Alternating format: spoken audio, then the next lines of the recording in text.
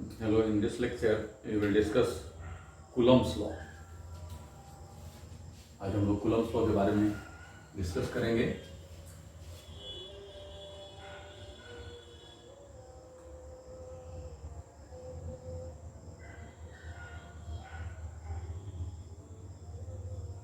Coulomb's law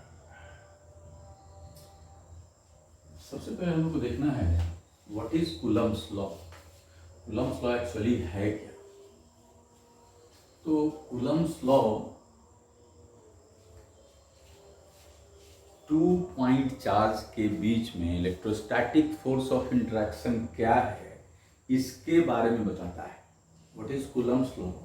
it is about electrostatic force of interaction between 2 point charges. Electrostatic force of interaction means when 2 point charges are kept at rest, then the force between the two charges, the force which one charge exert on another charge, this is given by Coulomb's law. तो Coulomb's law है क्या? This is about force of interaction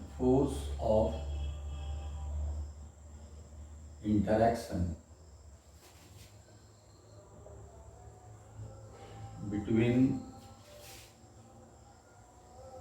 two point charges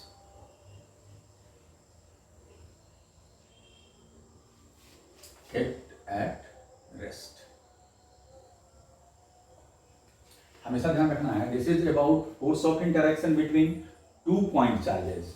है ना, important thing, 2 point charges kept at rest. It is applicable for 2 point charges kept at rest and it tells us what is force of interaction between the 2 point charges. है ना, on what factors this force of interaction between 2 point charges depends. तो हम लोग को इस चीज को थोड़ा अच्छे से समझना है ना. है तो बहुत आसान लेकिन फिर भी इसको बहुत अच्छे से हम लोग समझना है. Suppose we are having 2 point charges से Q1 and Q2. They are kept at rest and separated by distance r. Then this point charge will exert some force on this point charge. Similarly, this point charge will exert some force on this point charge. तो हम लोग को देखना क्या है कि ये जो फोर्स है, ये जो इस पर लगा रहा है, ये जो इस पर लगा रहा है ना, वो किस किस फैक्टर पर डिपेंड करता है ना, वो फोर्स कितना है, उसी को ये बताता है Coulomb's law.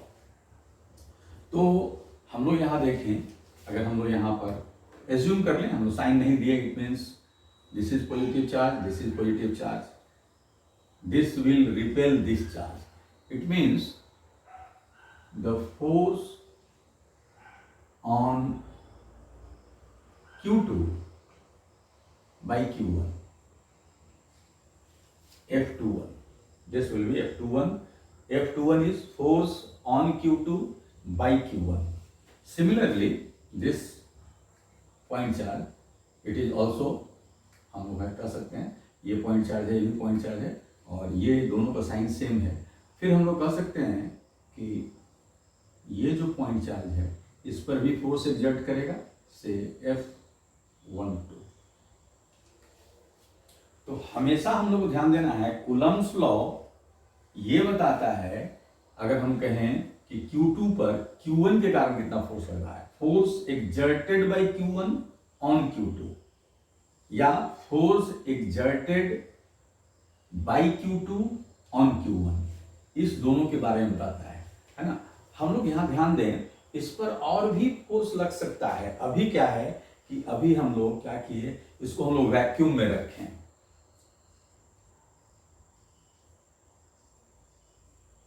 वैक्यूम में रखने का हमारा मकसद ये है कि यहां पर इस पर अगर हम पूछें how many forces are acting, only one force, this charge will experience only one force due to Q1, not any other thing, because nothing is there, है ना। यहां पर क्या है, ओनली Q1 एंड Q2, है ना, no other charge, no anything is present. इसका मतलब है कि Q1 इस पर केवल फोर्स लगाएगा। उसी तरह से अगर हम पूछें तो इस पर कौन फोर्स लगाएगा, Q2 इस पर फोर्स लगाएगा।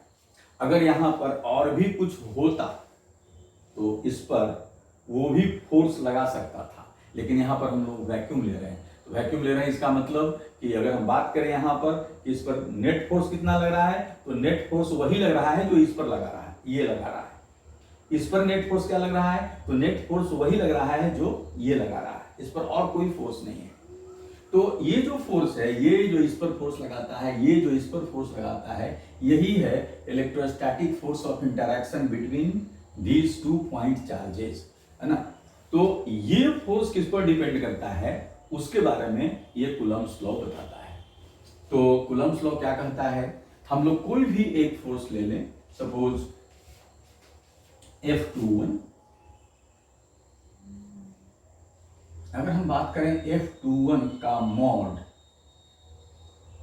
किस किस चीज पर डिपेंड करता है, this is proportional to Q1 mod of Q1 mod of Q2, here R is constant, separation जो है उसको हम लोग कांस्टेंट रखेंगे, एंड F21 का mod this is proportional to 1/r², है ना। कब, when Q1 and Q2 are fixed, fix मतलब कांस्टेंट। अगर हम इसको चेंज नहीं करें तो डिस्टेंस का फंक्शन होगा, अगर डिस्टेंस को हम चेंज नहीं करें तो ये दोनों के प्रोडक्ट का फंक्शन होगा, से दिस इज 2। और हम लोग लॉ ऑफ वेरिएबल्स जानते हैं, from 1 and 2 we can write mod of F21, this is proportional to mod of Q1 mod of Q2 by r², and F21 is equal to a constant, say K, mod of Q1 mod of Q2 by r². Here K is a constant, here K is a constant, and K is equal to, we write 1/4 pi epsilon naught. This is called permittivity of free space. In SI system,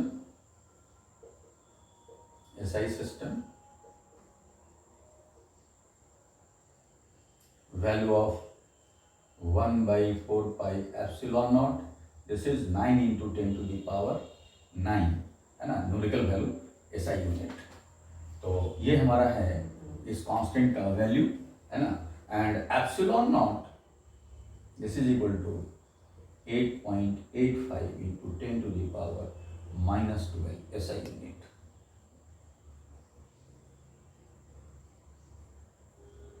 SI unit. तो आप लोग यहां से समझ सकते हैं, this is Coulomb's law. Coulomb's law is magnitude of force on Q2 by Q1. This is simply, we can write here 1/4 pi epsilon naught Q1 Q2 by r². This is magnitude F21. Similarly F12 का भी magnitude वही होगा, और direction हम लोग यहां देख रहे हैं कि direction of this electrostatic force of interaction between 2 point charges is along the line joining the 2 charges. Okay, तो ये हम लोग देखें यहां पर अगर हम डायरेक्शन की बात करें यहां पर, तो डायरेक्शन हम लोग क्या लिखेंगे,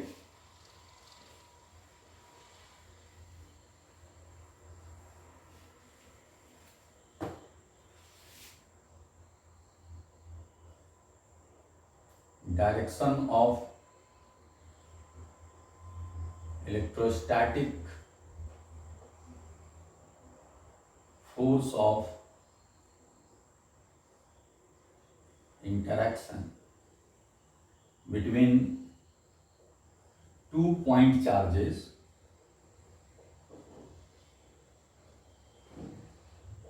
is along the line joining the 2 point charges.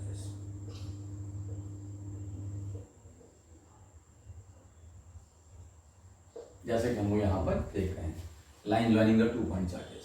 Okay, तो ये हमारा मिला magnitude of electrostatic force of interaction between 2 point charges. इस बात को हम लोग को अच्छे से समझना है कि electrostatic force of interaction between 2 point charges का मतलब क्या है.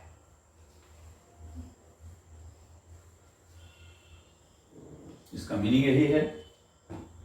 थोड़ा सा इस चीज को हमको समझना है अच्छे से कि दो यहां पर स्टेटमेंट आ रहा है. एक है क्या कि force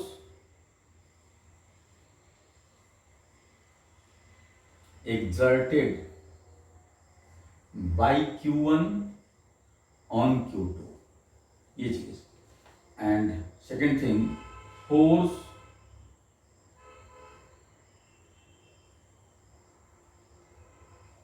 experienced by Q2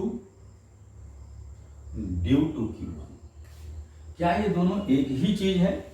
force exerted by Q1 on Q2 and force experienced by Q2, है ना, force experienced by Q2 due to Q1.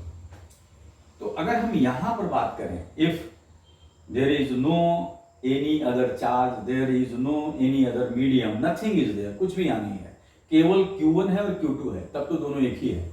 हम लोग यही कहेंगे कि ये इस पर फोर्स लगा रहा है और ये जो फोर्स एक्सपीरियंस कर रहा है वही ये फोर्स लगा रहा है. लेकिन यहां पर अगर वैक्यूम की बात हम लोग करें तो ये सेम थिंग है. लेकिन अगर हम लोग यहां पर सपोज कीजिए कि कोई दूसरा चार्ज रख देते, या अगर यहां पर कोई और मीडियम होता, अगर हम लोग किसी भी चार्ज को किसी मीडियम में रखें तब क्या होगा, तो हम लोग थोड़ा इसको समझें. कोई भी चार्ज अगर आप किसी मीडियम में रखते हैं, कोई भी मीडियम हो, है ना, जिसको हम लोग कहते हैं डाइलेक्ट्रिक मीडियम, डाइलेक्ट्रिक मीडियम,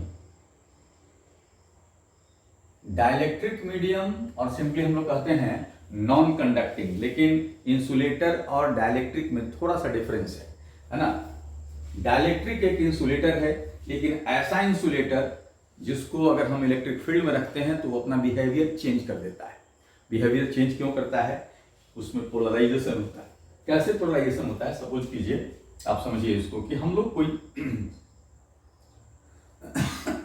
यहां पर हम लोग कोई भी पॉइंट चार्ज या कोई भी चार्ज रख रहे हैं, क्यों रख दिए चार्ज, तो हम लोग पढ़े थे कि यहां पर ये लाइंस ऑफ फोर्स इमिट करेगा.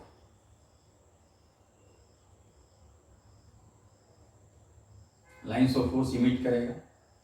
तो हम लोग ये कहें कि इसके इफेक्ट के कारण मीडियम में क्या होगा. मीडियम अगर सपोज कीजिए दो तरह का मीडियम हो सकता है, डाइलेक्ट्रिक है तो पोलर भी हो सकता है, नॉन पोलर भी हो सकता है.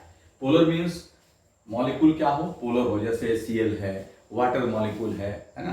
तो वाटर भी क्या है, प्योर वाटर अगर लेंगे अगर तो ये नॉन कंडक्टिंग है, डाइलेक्ट्रिक है, अच्छा डाइलेक्ट्रिक है ना. तो होगा क्या कि जैसे मीडियम अगर हम वाटर लिए हुए हैं तो जितना भी मॉलिक्यूल्स है उसका, है ना, वो डाइपोल्स जो बन रहा है उसमें, जैसे हम लोग वाटर को कैसे देखते हैं, वाटर को हम लोग ऐसे देखते हैं HHO, यहाँ पर कुछ प्लस, यहाँ पर कुछ प्लस और यहाँ पर, तो यहाँ से ये पोलर मॉलिक्यूल है ना. तो ये क्या होगा, इस तरह का मॉलिक्यूल, मान लो HCl ही हम लिए, HCl ले रहे हैं, तो HCl भी डेल्टा प्लस डेल्टा माइनस है। गैसियस HCl हम लेते हैं, तो अगर HCl लेंगे तो क्या होगा, इलेक्ट्रिक फील्ड देखिए ऐसे, मतलब यहाँ पॉजिटिव चार्ज है, तो जैसे ही ये मॉलिक्यूल होगा, इसका जो HCl मॉलिक्यूल है, तो HCl मॉलिक्यूल इस चार्ज के इफेक्ट में Cl, ये पॉजिटिव चार्ज है, तो Cl वाला इधर आ जाएगा और H इधर आ जाएगा, ये डेल्टा माइनस डेल्टा प्लस, इस तरह से सारा ओरिएंटेशन होगा। तो सारा ओरिएंटेशन होगा तो इसके आसपास क्या होगा, इसके आसपास क्या होगा, इस नेगेटिव पोल का इफेक्ट होगा। यानी हम लोग कहेंगे कि अगर मीडियम में पोलराइजेशन हुआ, तो अगर हम पॉजिटिव चार्ज रखते हैं तो यहाँ पर क्या होगा, यहाँ पर एक नेगेटिव चार्ज का इफेक्ट होगा, this due to this polarization. Polarization के कारण यहाँ पर हम लोग कह सकते हैं कि नेगेटिव चार्ज का इफेक्ट होगा, या हम लोग ऐसे कह सकते हैं, अगर रफ वे में समझना चाहते हैं, इस मीडियम में जो ही फ्री इलेक्ट्रॉन्स है ना, वो इधर की तरफ, जब फ्री इलेक्ट्रॉन्स इधर आएगा, तो अगर हम इंडक्शन की बात करें, इंडक्शन में भी यही चीज हो रहा था, इस साइड अपोजिट पोल इंड्यूस होगा और दूसरे साइड क्या होगा, सिमिलर पोल इंड्यूस होगा। तो अगर ये इनफाइनाइटली लार्ज मीडियम है, बहुत बड़ा मीडियम है, तो हम लोग क्या देखेंगे, हम लोग देखेंगे कि इसके चारों तरफ जो, अगर ये पॉजिटिव चार्ज है तो एक नेगेटिव चार्ज का क्लाउड यहाँ इकट्ठा हो गया, अगर ये नेगेटिव चार्ज है तो यहाँ एक पॉजिटिव चार्ज का क्लाउड इकट्ठा हो गया। तो अगर हम मीडियम में सपोज कीजिए ये चार्ज Q1 रख दिए और यहाँ पर हम चार्ज Q2 रख दिए, तो Q2 अगर मान लीजिए ये प्लस है, ये भी प्लस है, तो ये फेनोमेनन इधर भी होगा, यहाँ भी नेगेटिव चार्ज का एक क्लाउड आ जाएगा। अब अगर आपसे पूछा जाए कि Q2 पर नेट फोर्स कितना लगेगा, तो Q2 पर ये Q1 का भी फोर्स लगेगा और साथ साथ यहाँ जो पोलराइज चार्ज है ये भी एक फोर्स लगाएगा, दिस इज नेट फोर्स। लेकिन हम वहां बात कर रहे थे कि इलेक्ट्रोस्टैटिक फोर्स ऑफ इंटरेक्शन का मतलब है कि इस पर अगर हम ये दोनों के बीच इलेक्ट्रोस्टैटिक फोर्स के इंटरेक्शन की बात करें, तो force on Q2 by Q1 not any other thing, तो यहाँ तो कुछ था ही नहीं, इसलिए तो यहाँ पर हम बात कहेंगे कि दूसरा कुछ है ही नहीं, इसलिए क्या होगा, इस पर केवल यही फोर्स लगाएगा। लेकिन अगर ऐसा कोई मीडियम है, डाइलेक्ट्रिक मीडियम है, और उसमें हम 2 पॉइंट चार्ज लगा दिए, तो इलेक्ट्रोस्टैटिक फोर्स ऑफ इंटरेक्शन की बात अगर करेंगे तो हम कहेंगे Q2 पर Q1 जो फोर्स लगा रहा है ना, लेकिन Q2 पर केवल Q1 ही फोर्स नहीं लगा रहा है, ये पोलराइज चार्ज भी फोर्स लगा रहा है, ये भी एक, यहाँ पर ये पॉजिटिव है और ये नेगेटिव चार्ज, तो ये नेगेटिव चार्ज भी यहाँ पर फोर्स लगा रहा है। तो इलेक्ट्रोस्टैटिक फोर्स ऑफ इंटरेक्शन में हम लोग इस पर नेट फोर्स के बारे में बात नहीं करते हैं, हमेशा बात करते हैं कि इस पर ये चार्ज कितना फोर्स लगा रहा है और इस पर ये चार्ज कितना फोर्स लगा रहा है, इसलिए कि अगर हम मीडियम में रखेंगे तो यहाँ पर भी पोलराइज चार्ज का इफेक्ट होगा और वो भी इस पर फोर्स लगाएगा। कहने का मतलब हुआ कि अगर हम मीडियम में 2 चार्ज को रखते हैं, कोई भी डाइलेक्ट्रिक मीडियम में रखते हैं, तो इस पर जो फोर्स लगता है ना, वो ये भी लगाता है और मीडियम भी इस पर फोर्स लगाता है। मीडियम फोर्स क्यों लगाता है, अगर सपोज कीजिए यहाँ देखिए, अगर हम लोग ऐसे ही ये केवल चार्ज रख दिए, मीडियम में पोलराइजेशन हुआ, हम यहाँ पर दिखा रहे हैं, मान लीजिए इस चारों तरफ इलेक्ट्रॉन इकट्ठा हो गया, ऐसे सपोज कीजिए, तो मीडियम इस पर कितना फोर्स लगा रहा है, अभी 0 फोर्स लगा रहा है, क्योंकि ये सिमेट्रिकली चारों तरफ से इकट्ठा हुआ है, जितना इधर फोर्स उतना ही इधर, उतना ही इधर, उतना ही इधर। इसका मतलब है कि किसी मीडियम में कोई अगर एक चार्ज रखिएगा, 1 पॉइंट चार्ज रख दीजिएगा, तो मीडियम का उस पर कोई फोर्स नहीं लगेगा। लेकिन अगर आप यहां पर दूसरा चार्ज रख देते हैं, Q2 रख दिए, प्लस Q2 रख दिए, अब क्या हुआ, अब इसके कारण यहां पर भी पोलराइजेशन होगा और यहां पर जब पोलराइजेशन होगा तो अब ये भी इस पर फोर्स लगाएगा और पोलराइज चार्ज भी इस पर फोर्स लगाएगा। तो अब हम कहें यहां पर कि यहां जो फोर्स लग रहा है, अगर हम कहें यहां पर कि force on Q1 due to Q2, तो force on Q1 due to Q2 2 force हो गया, एक Q2 जो सेल्फ अपने फोर्स लगा रहा है और इसके कारण जो मीडियम में पोलराइजेशन हुआ वो भी यहां पर एक फोर्स लगा रहा है। इसलिए यहां हम लिखे हैं force exerted by Q1 and Q1 on Q2 and force experienced by Q2 due to Q1। यहां वैक्यूम के केस में ये दोनों सेम है, लेकिन मीडियम के केस में ये सेम नहीं होगा।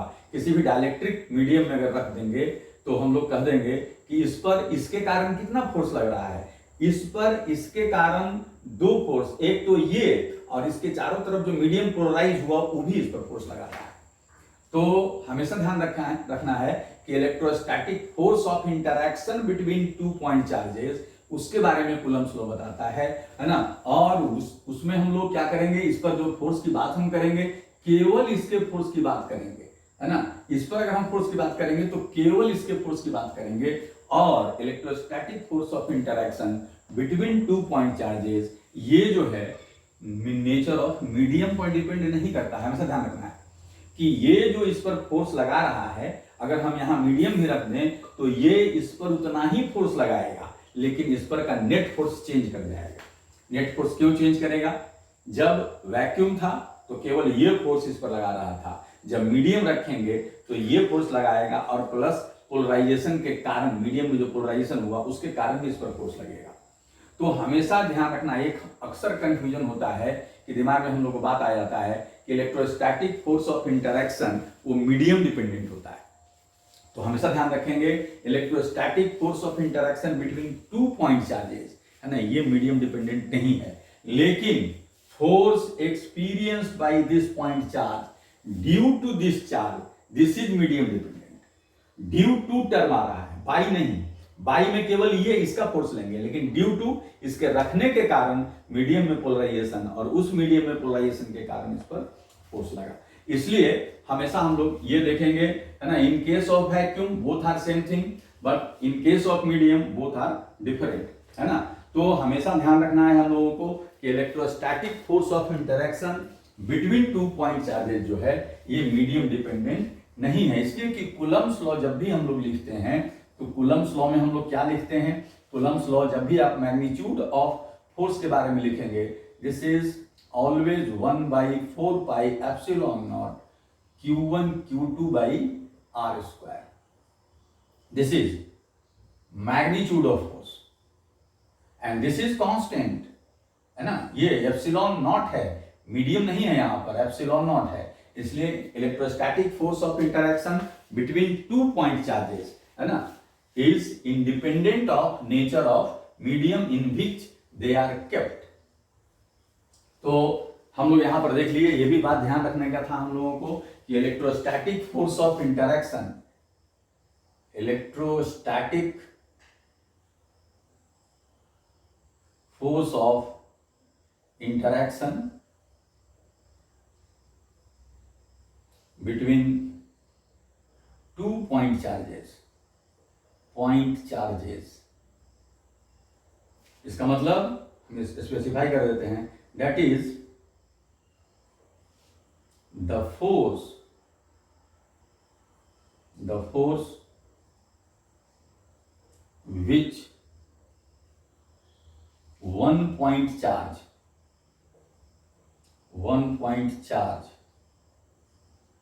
exerts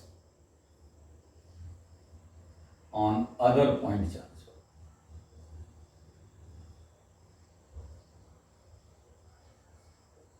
and vice versa, is independent of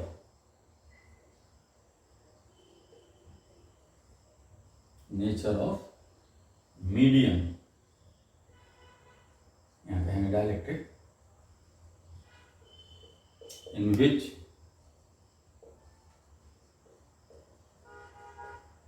they are placed।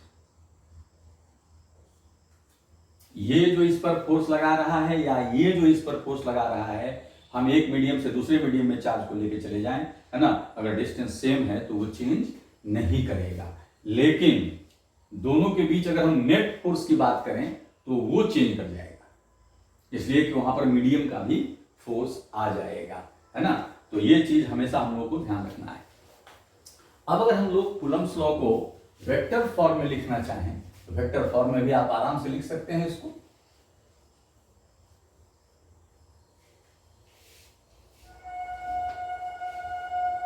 अगर आप वेक्टर फॉर्म में लिखना चाहते हैं इसको,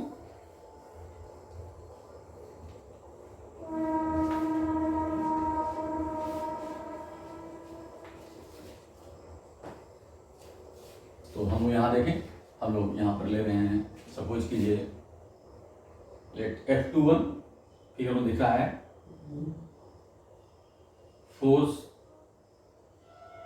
exerted by Q1 on Q2 and यहां पर हम एक पोजीशन वेक्टर लिख रहे हैं यहां से R21 position vector of Q2 with respect to Q। तो अगर हम लोग उसको वेक्टर फॉर्म में लिखना चाहें,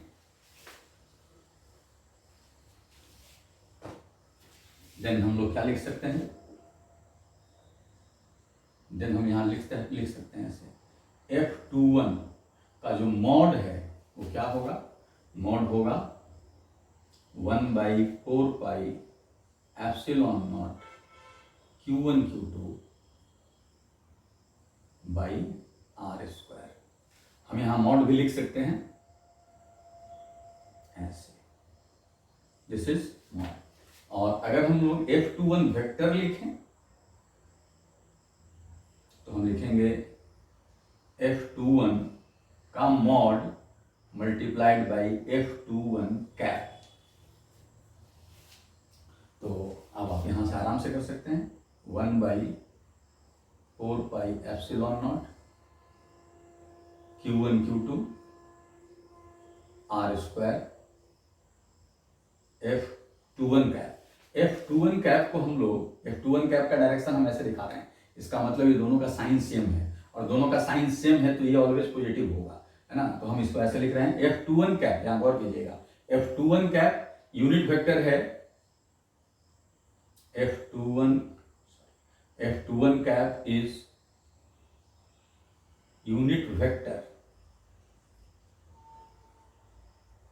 in the direction of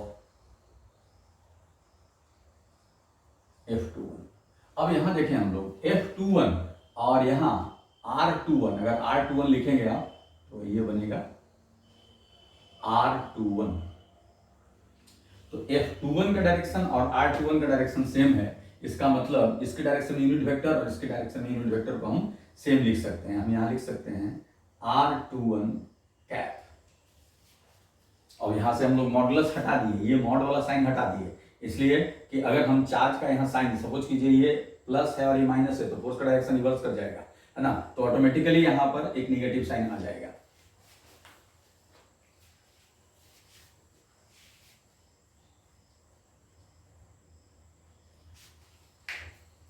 तो अब हम लोग यहां से लिख सकते हैं F21 this is equal to 1/4 pi epsilon not Q1 Q2 R² and R21 हम ऐसा लिख सकते हैं R21 कैप को R21 by mod of R21। तो F21 आप ऐसा लिख सकते हैं 1/4 pi epsilon not Q1 Q2 by R² R21, और R21 का मॉड आप चाहें तो ऐसा लिख सकते हैं। तो ये मिल गया हम लोग 1/4 pi epsilon not Q1 Q2 RQ और R21, दिस इज F21।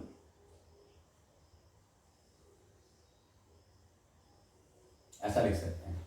और अगर हम इसको भी हम लोग मॉडुलस ऑफ वेक्टर लिखें तो ऐसे लिख सकते हैं F21 1/4 pi epsilon not Q1 Q2, हम ऐसे भी लिख सकते थे R21 के मॉड का Q R21, ऐसे भी लिख सकते थे। तो ये हमारे पास है वेक्टर फॉर्म। अगर हम इसी को अगर हम सिमिलरली अगर हम लिखना चाहें यहां पर F12 लिखना चाहें, ये अंडरस्टूड है force on Q1 by Q2 this is equal to 1/4 pi epsilon not Q1 Q2 R12 हम यहां कर देते हैं रिवर्स, और और यहाँ भी R12। R12 कौन सा हो गया? Position vector of Q1 with respect to Q2। तो इस तरह से आप इसको वेक्टर फॉर्म में भी लिख सकते हैं। और अगर कोऑर्डिनेट सिस्टम में चले जाएं, तो कोऑर्डिनेट सिस्टम में अगर जाएंगे तो हम लोग कैसे लिखेंगे इसको?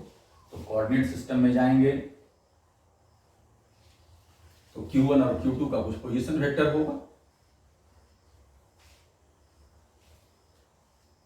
सपोज कीजिए कि कोऑर्डिनेट सिस्टम में हम लोग चले जाते हैं।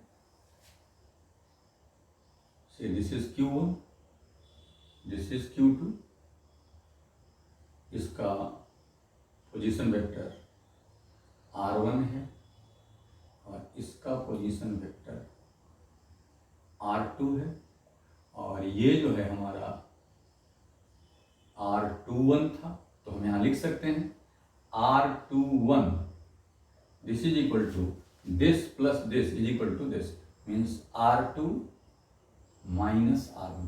तो हम लोग इसी को चेंज कर सकते हैं। अगर हम ऐसा लिखना चाहें, F21 vector F21 1/4 pi epsilon not Q1 Q2 R21 means R2 minus R1 का Q और R2 माइनस R1, है ना। उस तरह से F12 के लिए भी आप लिख सकते हैं। तो इस तरह से हम लोग वेक्टर फॉर्म में, स्केलर फॉर्म में, लेकिन प्रॉब्लम बनाने के लिए हमेशा हम लोग इसको स्केलर फॉर्म में ही हम लोग यूज करेंगे। ओके। अब यहां पर इसी से रिलेटेड कूलम्ब्स लॉ, तो हम लोग बहुत सिंपल लगा कूलम्ब्स लॉ में है क्या, लेकिन कूलम्ब्स लॉ में जो हम लोगों का जो हिडन पॉइंट सब था, हम हमेशा ध्यान रखना है कि ये दोनों के बीच का फोर्स, कहने का मतलब ये जो इस पर फोर्स लगा रहा है और ये जो इस पर फोर्स लगा रहा है, ऐसा नहीं कि इस पर जो नेट फोर्स लग रहा है, ऐसा नहीं कि इस पर जो नेट फोर्स लग रहा है। इलेक्ट्रोस्टैटिक फोर्स ऑफ इंटरेक्शन का मतलब है कि force of interaction between two point charges का मतलब है कि ये जो इस पर फोर्स लगा रहा है या ये जो इस पर फोर्स लगा रहा है ना, और ये नेचर ऑफ मीडियम या आसपास में कोई भी चार्ज है ना, उस पर डिपेंड नहीं करता है। तो यहां पर एक और चीज हम लोग यूज करते हैं, principle of superposition of charge. Principle of superposition of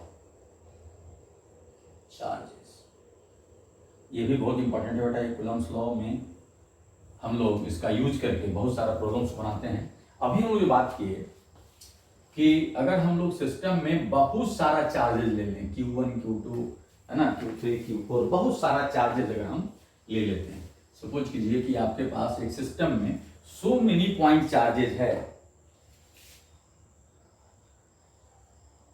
अभी हम 3 ही दिखा रहे हैं, Q1 Q2 Q3। तो ये पॉइंट चार्ज इस पर फोर्स लगाएगा, जब ये नहीं है तो ये फोर्स इधर लगा रहा था F21। अब ये अगर नहीं है तो ये भी इस पर फोर्स लगाएगा, सपोज कीजिए F23।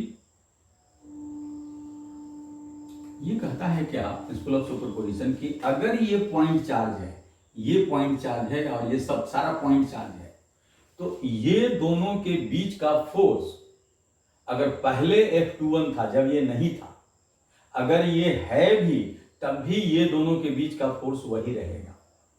सिमिलरली अगर ये दोनों के बीच का फोर्स अगर F23 था, है ना, जब ये नहीं था, अगर ये रहेगा तब भी ये इतना ही होगा। और अगर ऐसा है तो अब इस पर जो नेट फोर्स होगा ये दोनों का रिजल्टेंट फोर्स हो जाएगा। यानी हम लोग कह सकते हैं कि in a system of several point charges, बहुत सारा पॉइंट चार्ज, तो वहां पर क्या होगा, net force experienced by any one point charge is equal to vector sum of all the forces acting on given point charge due to individual charges.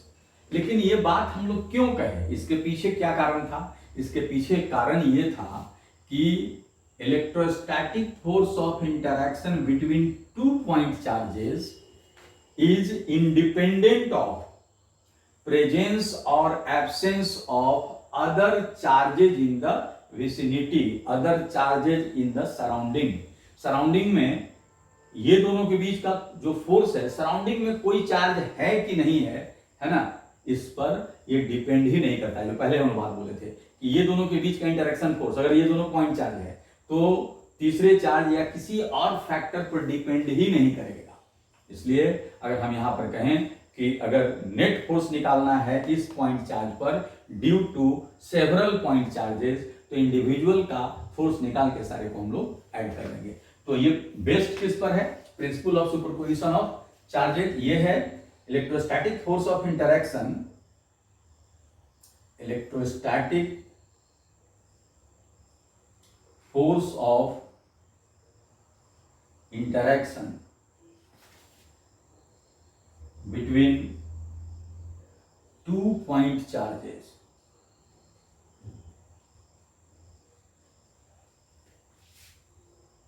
does not depend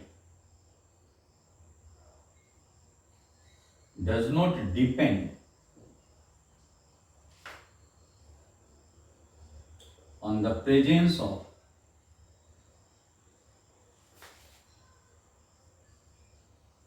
other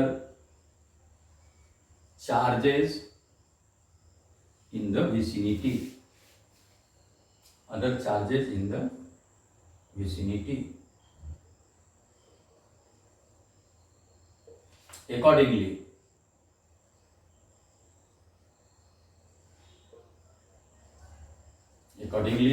net force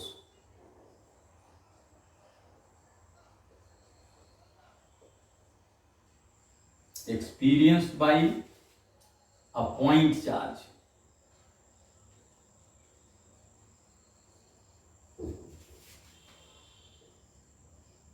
due to a system of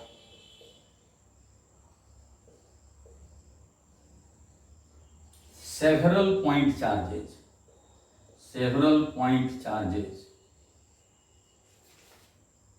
is equal to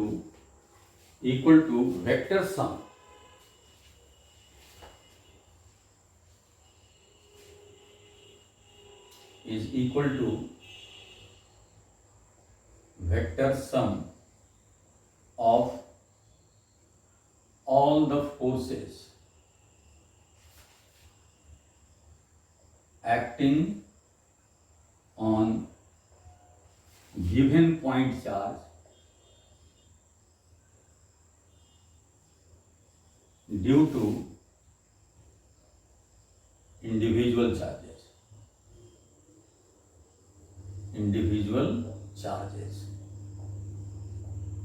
mathematically हम लोग क्या लिखेंगे यहां पर?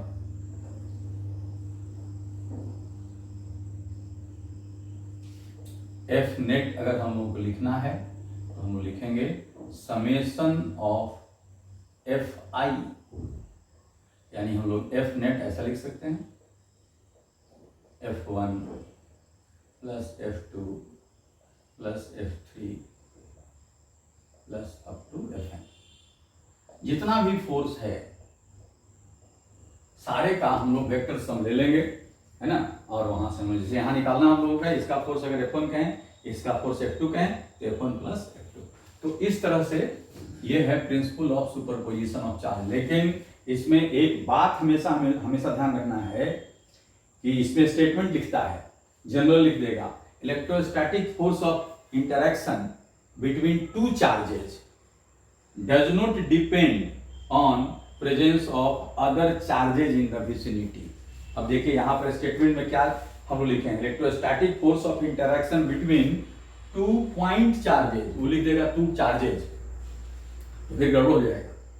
2 charges हमेशा ध्यान रखना है, पॉइंट चार्जेस के लिए ये अप्लीकेबल है ना, कोई भी चार्ज सिस्टम के लिए अप्लीकेबल नहीं है। और कूलम्ब्स लॉ की हम जहां बात करते हैं, Coulomb's law is strictly applicable for point charges only, है ना। तो इस चीज को भी हम थोड़ा समझेंगे। पहले तो ये है हमारा principle of superposition of charge, और इसका हम लोग बहुत यूज करते हैं, कहीं भी बहुत सारा चार्ज देगा और किसी एक चार्ज पर नेट फोर्स निकालना होगा, तो हम लोग क्या करेंगे, वहां पर सारा अगर पॉइंट चार्ज है तो हम लोग इंडिविजुअल चार्जेस का फोर्स निकाल करके वेक्टर सम हम लोग लिख देंगे, है ना। तो ये है, हम लोग एक एग्जाम्पल भी यहाँ कर सकते हैं, सिंपल प्रिंसिपल ऑफ सुपरपोजिशन का बहुत सिंपल एग्जाम्पल हम अभी कर रहे हैं, है ना।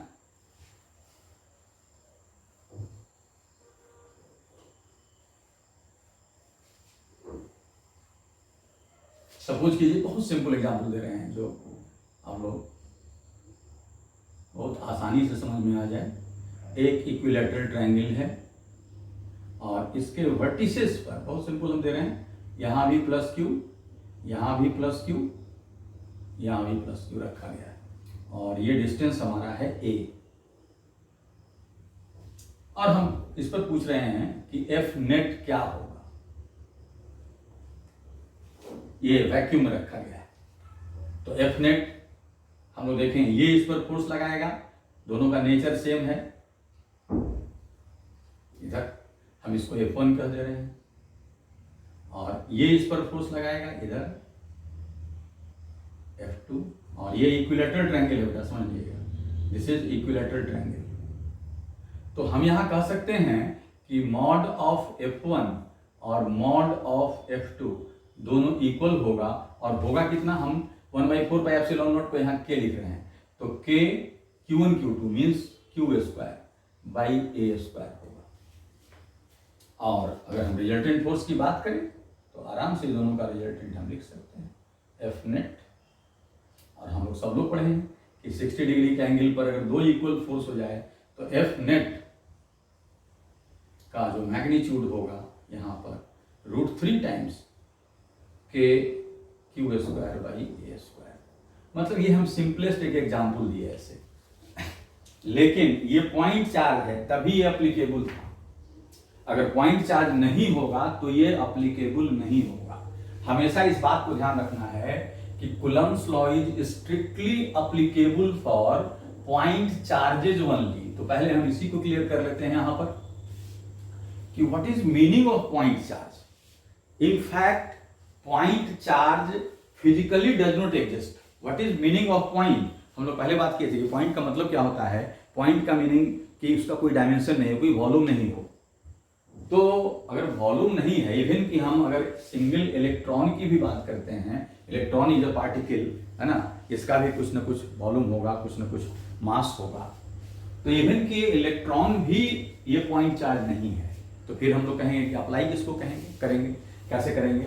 तो हम लोग इसको समझना है कि जो भी चार्ज स्पेसीज जो है, यानी जो चार्ज पार्टिकल है, इसका जो डायमेंशन है इस सेपरेशन के कंपैरिजन में नेग्लिजिबल है। अगर हम कहीं भी दो चार्ज के बीच इंटरेक्शन की बात कर रहे हैं तो ये इसका जो डायमेंशन है ना, इसका डायमेंशन आर के सेपरेशन के कंपैरिजन में नेग्लिजिबल है। एंड अंडर दैट कंडीशन, है ना, इसको और इसको हम लोग कह देते हैं कि ये पॉइंट चार्ज है। पॉइंट चार्ज का मतलब जो चार्ज स्पेसीज है वो बहुत छोटा, बहुत बहुत छोटा है, यानी हम लोग पूरे चार्ज को एक पॉइंट पर कॉन्सेंट्रेटेड मान सकते हैं। जैसे अगर आपसे कोई पूछे यहां पर, suppose you are having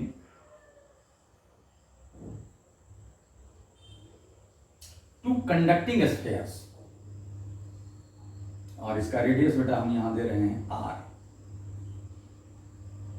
suppose यहां पर चार्ज है Q1, यहां पर charge Q2, and centre to centre distance, and suppose दोनों पॉजिटिव ही है, और centre to centre distance suppose कीजिए ये 5r है। अब आप क्या देख रहे हैं, सेपरेशन और ये इसका डायमेंशन कंपेरेबल है। तो अगर कोई यहां पर लिखता है कि हम f लिख दें, यहां पर f कितना होगा भाई, तो k Q1 Q2 by 5r का स्क्वायर। अगर कोई कहता है कि ऐसा लिख दें तो ये नहीं होगा, गलत हो जाएगा। ये तब होता जब ये डिस्टेंस बहुत ज्यादा होता, इस आर के कंपैरिजन में ये बहुत ही ज्यादा होता, तब हम लोग इसको ऑलमोस्ट पॉइंट चार्ज। यहां पर दिक्कत क्या है, यहां पर ये है कि इस तरह क्या, अगर ये कंडक्टिंग है, कंडक्टिंग स्फीयर ले रहे हैं बेटा, कंडक्टिंग स्फीयर। होता क्या है कि जब भी आप फाइनाइट साइज का बॉडी लीजिएगा, पॉइंट चार्ज में क्या होगा, इसमें इसके डिस्ट्रीब्यूशन में कोई चेंज नहीं होगा। यहाँ इंडक्शन का बात हम नहीं करेंगे, यहाँ पर इंडक्शन होगा, वेदर अगर नॉन कंडक्टिंग भी है तब भी थोड़ा सा इंडक्शन हो जाएगा। तो यहाँ पर अगर हम बात करें, ये पॉजिटिव है, ये पॉजिटिव है, तो इस पॉजिटिव के कारण यहाँ नेगेटिव, इधर पॉजिटिव इंड्यूस होगा, यानी जो सिस्टम है इसमें पॉजिटिव चार्ज का डेंसिटी इधर ज्यादा होगा, इधर कम होगा। इसमें भी वैसा ही होगा, इधर ज्यादा होगा, इधर कम होगा। यानी जो सेंटर ऑफ चार्ज जिसको हम ये कर रहे हैं, अब दिख रहा है ये डिस्टेंस 5r, लेकिन प्रैक्टिकली क्या होगा, ये थोड़ा इधर चला जाएगा, थोड़ा इधर चला जाएगा। तो ये जो फोर्स है इसका मैग्नीट्यूड थोड़ा सा कम हो जाएगा। यानी अगर हम यहाँ पर कहेंगे F का जो वैल्यू होगा, है ना, वो स्लाइटली लेस देन होगा K Q1 Q2 by 5r का स्क्वायर। ये दोनों प्लस है, लेकिन अगर ये प्लस माइनस होता तो सेंटर ऑफ चार्ज एक दूसरे की तरफ शिफ्ट कर जाता ड्यू टू इंडक्शन, और तब वो क्या हो जाता, इससे थोड़ा ज्यादा हो जाता, है ना। तो हमेशा ध्यान रखना है कि पॉइंट चार्ज के लिए ही हम लोग इसको यूज करते हैं।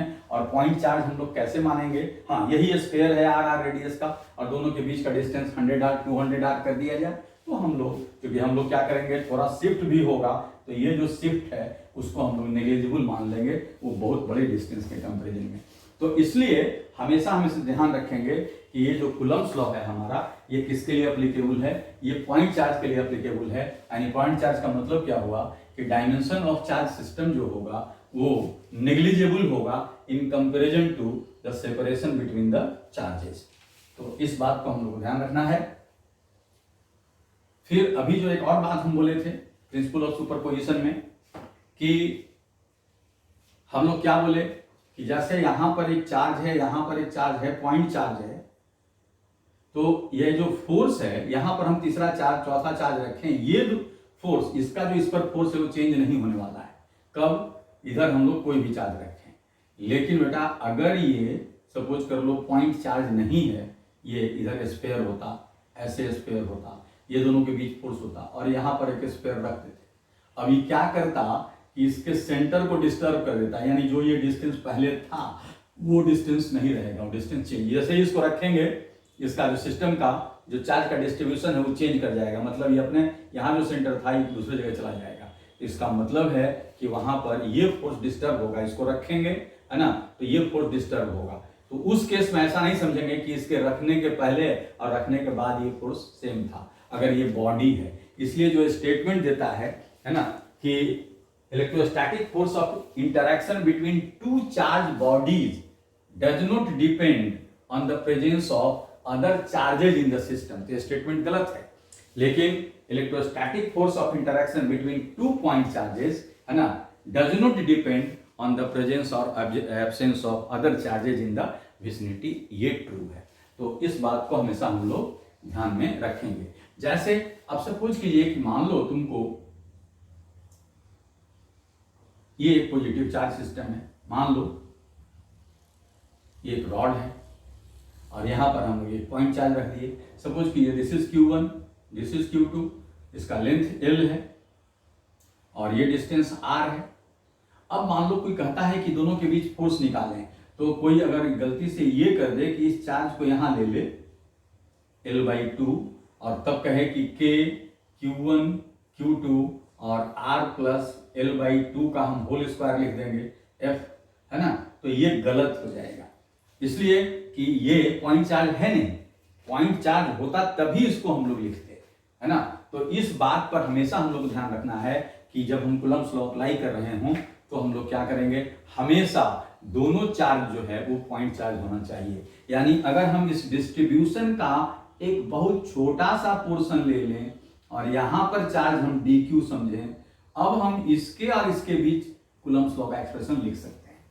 इसका मतलब अगर ऐसा सिस्टम आएगा तो हम लोगों को पहले इसके बीच फोर्स निकालना होगा और उसको रिजल्ट को इंटीग्रेट करना होगा, यानी समेशन करना होगा। तो हम लोगों को ये चीज हमेशा ध्यान रखना है कूलम्ब्स लॉ के लिए।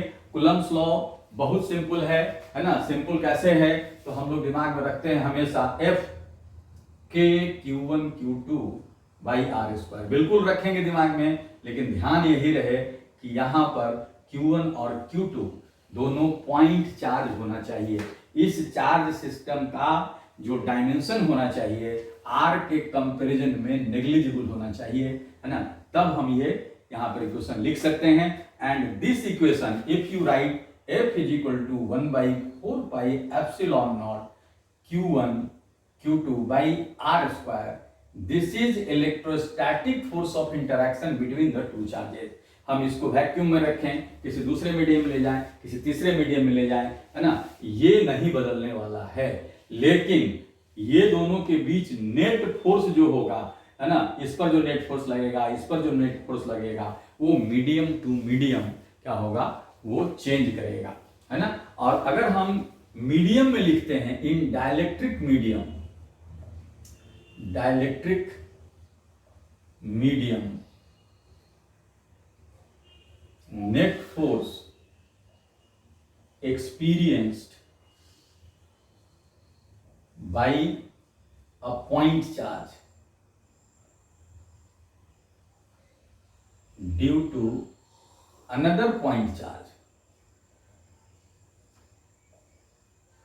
अनदर पॉइंट चार्ज, तब हम लोग यहां पर F जो लिखेंगे वो लिखेंगे 1/4 pi epsilon Q1 Q2 by R square.